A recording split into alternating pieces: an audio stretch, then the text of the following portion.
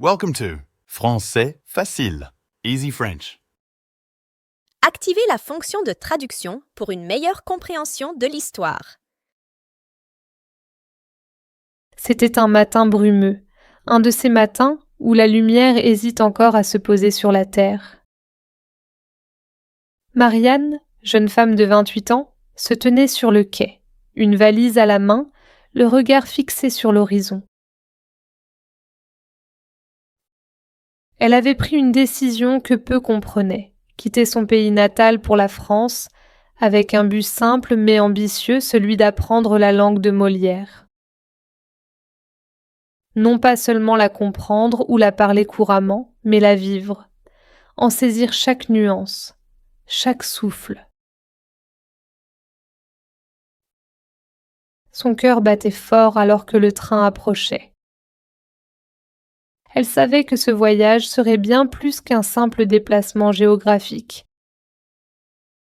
C'était un saut dans l'inconnu, un plongeon dans une culture nouvelle, une terre où elle espérait trouver bien plus que des mots, une nouvelle manière de penser, de rêver. Le train s'arrêta dans un grincement métallique, et Marianne monta à bord, laissant derrière elle une vie de certitude pour une aventure incertaine. Ses amis lui avaient dit que la langue française était difficile, pleine de pièges et de subtilités. Mais elle ne reculait pas. Pour elle, la difficulté n'était qu'un défi à relever. Ses pensées se perdaient dans la promesse de l'avenir alors que la campagne défilait à travers la fenêtre. Chaque kilomètre la rapprochait de Paris, la ville des Lumières, où son apprentissage allait commencer. Paris l'accueillit avec un ciel bas et des rues humides. Mais Marianne n'en fut pas moins éblouie. Elle posa sa valise devant une petite pension située près du quartier latin, un quartier connu pour ses étudiants, ses cafés littéraires et surtout ses écoles de langue. Ici, tout respirait la culture et le savoir. Le premier matin, elle se rendit à l'Institut des langues, un établissement prestigieux où elle allait commencer ses cours de français. L'odeur des livres anciens, mélangée à celle du café fraîchement moulu, imprégnait l'air tandis qu'elle traversait les couloirs. Dans sa classe, une vingtaine d'étudiants venus des 4 coins du monde étaient rassemblés. Certains parlaient déjà quelques mots, d'autres, comme elle, étaient des débutants. Le professeur, un homme d'un âge respectable avec des lunettes rondes et une allure de vieux sage, entra dans la salle. Il s'appelait Monsieur Lefebvre. Dès qu'il ouvrit la bouche, Marianne comprit qu'elle n'avait pas seulement à apprendre des mots, mais une musique, une cadence, une façon de prononcer chaque syllabe, comme si elle avait un poids propre. La première leçon fut déroutante. Les sons, les lettres, les conjugaisons semblaient se jouer d'elle. Mais au fond d'elle-même, elle savait que c'était seulement le début. Chaque soir, en rentrant à la pension, elle se répétait les phrases qu'elle avait apprises, murmurant dans la nuit les mots nouveaux qui devenaient peu à peu familiers. C'était une nouvelle vie, un nouveau souffle. Le temps s'écoulait à Paris, et Marianne, pleine de détermination, se rendait chaque jour à ses cours à l'Institut des langues. Pourtant, malgré sa volonté, les premiers obstacles se dressaient devant elle. La langue française, si belle à l'oreille, se révélait être une véritable énigme. La conjugaison des verbes, le genre des mots, les tournures idiomatiques. Tout cela formait un labyrinthe complexe dans lequel elle se perdait souvent. Assise devant son cahier, elle s'efforçait de maîtriser les règles, mais il lui arrivait parfois de se sentir découragée. Et pourquoi un mot si simple comme pain est-il masculin? Et une chose aussi forte que voiture est-elle féminine? Se demandait-elle en souriant malgré elle. Elle posait ces questions à son professeur, monsieur Lefebvre, qui, avec un sourire paternel, lui répondait toujours. Ah, c'est la logique du français. Il faut s'y habituer. Chaque soir, dans la solitude de sa petite chambre, elle se plongeait dans ses livres, relisait ses notes, écoutait des émissions à la radio pour s'imprégner des sons. Les conversations autour d'elle dans les rues de Paris semblaient être un grand ballet verbal auquel elle aspirait tant à participer, mais dont elle ne maîtrisait pas encore les pas. Un matin, alors que Marianne se rendait dans un petit café, elle réalisa que quelque chose avait changé. Les mots que le serveur utilisait pour prendre sa commande ne semblaient plus lui échapper. Elle comprit soudainement cette petite phrase banale qu'il prononça. « Un café allongé pour vous ?» Elle répondit d'un ton hésitant mais clair. « Oui, s'il vous plaît. » Ce simple échange, pour d'autres anodin, marqua pour elle une victoire immense. Pour la première fois, elle avait parlé français sans avoir à chercher désespérément ses mots. Son cœur battait à tout rompre, mais cette fois c'était de joie. Le serveur, aimable, lui sourit, et elle sut qu'elle venait de franchir un seuil important.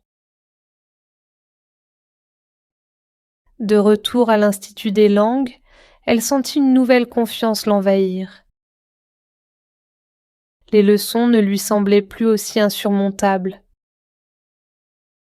Chaque jour, elle ajoutait de nouvelles pièces au puzzle de cette langue qui peu à peu prenait forme dans son esprit.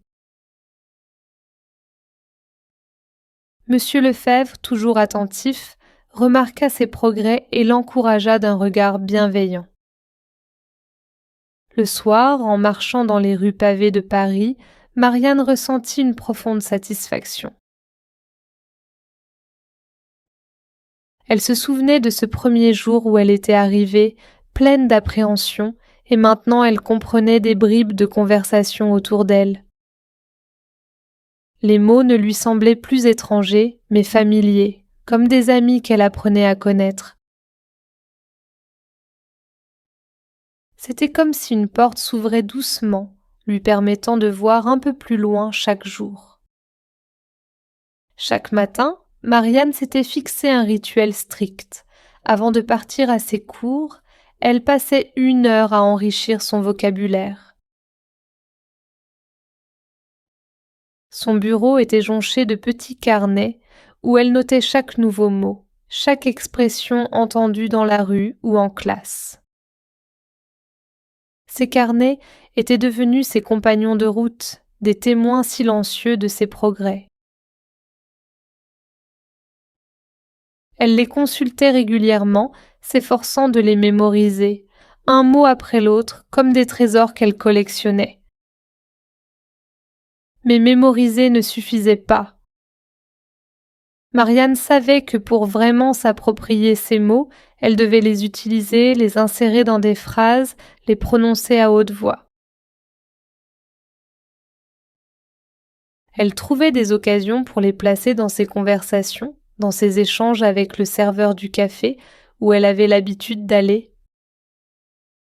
Au début, ces mots semblaient lourds, maladroits. Mais à force de répétition, ils se fondaient dans son discours, devenant des amis familiers.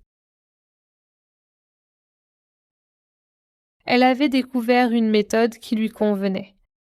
Chaque soir, avant de s'endormir, elle relisait les nouveaux mots appris dans la journée, les répétait plusieurs fois doucement jusqu'à ce qu'ils s'inscrivent dans sa mémoire. Puis le lendemain, elle s'efforçait de les utiliser au moins une fois, convaincue que l'usage était la clé de l'apprentissage. Elle se souvenait des conseils de Monsieur Lefebvre. Apprendre des mots, c'est comme planter des graines. Si vous ne les utilisez pas, ils ne prendront pas racine. Mais si le vocabulaire était un défi, la grammaire se révélait être une véritable montagne à gravir. Les règles, nombreuses et parfois déroutantes, semblaient contradictoires. Pourquoi disait-on « je vais à Paris » mais je suis en France ? Pourquoi le passé composé se formait-il différemment selon les verbes ? Ces questions tournaient dans la tête de Marianne, souvent la nuit lorsqu'elle cherchait le sommeil. Monsieur Lefebvre, avec sa patience infinie, lui expliquait les règles méthodiquement, mais il lui rappelait aussi que la langue française n'obéissait pas toujours à une logique stricte. Il y a des exceptions, Marianne. La grammaire, c'est comme une machine bien huilée, mais avec des engrenages imprévisibles. Il faut les connaître, mais aussi savoir quand les contourner. Marianne prit l'habitude de travailler la grammaire avec discipline. Elle répétait les conjugaisons à voix haute, parfois dans les rues en marchant, sous le regard intrigué des passants. Chaque matin, après son rituel du vocabulaire, elle consacrait 1 heure à la grammaire, à décliner les verbes, à réciter les règles. Un jour, en classe, Monsieur Lefebvre leur demanda de conjuguer un verbe irrégulier au passé composé. Marianne se souvint de ses révisions nocturnes, et sans hésitation, elle récita la forme correcte. Le professeur sourit et lui fit un signe de tête. Ce fut un petit moment de triomphe. Mais peut-être le plus grand défi restait la prononciation. La langue française, avec ses sons nasaux, ses voyelles muettes et ses liaisons, exigeait une attention presque musicale. Monsieur Lefebvre répétait souvent que parler français, c'était apprendre une mélodie, une sorte de danse entre les sons. Pour améliorer sa prononciation, Marianne s'exerçait chaque jour. Elle s'enregistrait en lisant à voix haute des passages de ses leçons, puis réécoutait avec un regard critique. Elle corrigeait ses erreurs, reprenant les phrases jusqu'à ce qu'elles sonnent justes. Un exercice long et parfois frustrant, mais dont elle voyait peu à peu les fruits. Elle avait aussi découvert que chanter en français l'aidait beaucoup. Elle aimait écouter des chansons françaises. Les paroles lui servaient de guide. En chantant, elle sentait ses muscles de la bouche se détendre et peu à peu, les sons devenaient plus naturels. Ces petits efforts quotidiens, les révisions du vocabulaire, les déclinaisons de grammaire et les exercices de prononciation formaient la base de son apprentissage. Marianne savait que chaque détail comptait, chaque son, chaque règle maîtrisée la rapprochait un peu plus de son but. Avec le temps, Marianne comprit que pour vraiment maîtriser le français, il lui fallait s'immerger totalement dans la langue. Les cours à l'Institut étaient une base solide, mais elle savait que la vraie clé résidait dans l'immersion quotidienne. Ainsi, elle prit une décision audacieuse. Elle ne parlerait plus que français, autant que possible, même avec ses amis étrangers.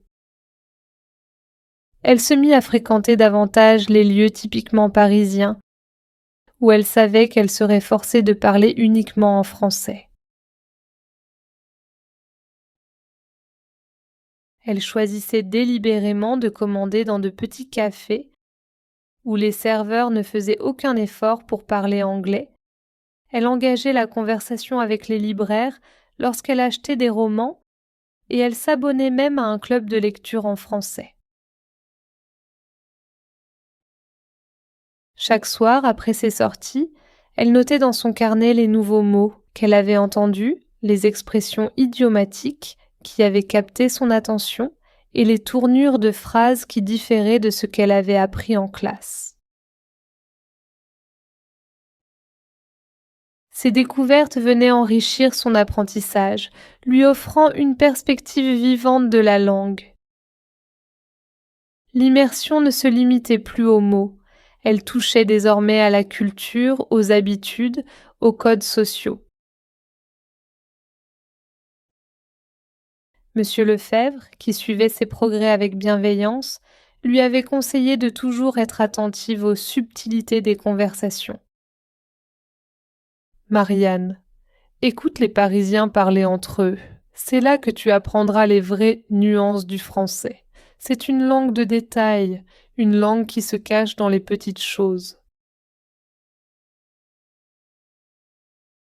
Peu à peu, elle sentait que ses efforts portaient leurs fruits. Son accent s'améliorait et elle parvenait de mieux en mieux à suivre les conversations autour d'elle. C'était comme si elle devenait invisible, capable de comprendre sans être remarquée, une vraie Parisienne d'adoption. Les mois passèrent et Marianne se rendit compte à quel point elle avait progressé. Le français, autrefois une langue étrangère et lointaine, était devenu une partie intégrante de sa vie.